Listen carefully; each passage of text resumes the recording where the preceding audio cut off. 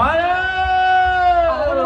ยเป็นการซิงอันดับที่2ของสายซีซึ่งว่าอันดับที่1แม่งอภิมาไว้หวานส่วนว่าอันดับที่2นี่ยังโบโหว่ามันจะเป็นไผ่ในนามน้องนาวินลองอันดับที่1น้องนาวินจากแขวงไปเรื่องกับใสดูน้องนาวิน1ส่วนว่าเกตมังกรแขวงเวียงแก่นอยู่ข้างกลางนั่นใส่เสื้อสีดำอีกอันดับ1อันดับที่3อยู่เมืองนอกในนามแก้วประเสริฐสังลุยจากปอแก้วพี่น้องเอ้ยเอาเล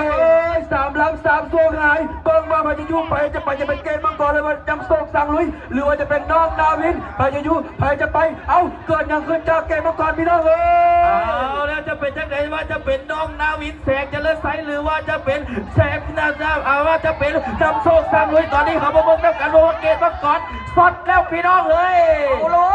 เนี่ยจะสองแก้วสุดท้ายตอนนี้นำสองลุยตัวแทนจากแขวงปอแก้วพบกับน้องนาวินแก้ววลีลงใสแล้วตีให้แสงนี้น่าจะกันคอ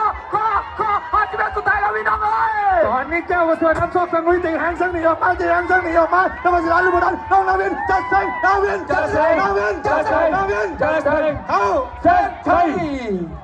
หวยออกแข่งบ่อแก้วพี่น้องหวยออกแข่งบ่อแก้วกรรมการผู้ทรงเกียรติผู้บอลซาตัดสิน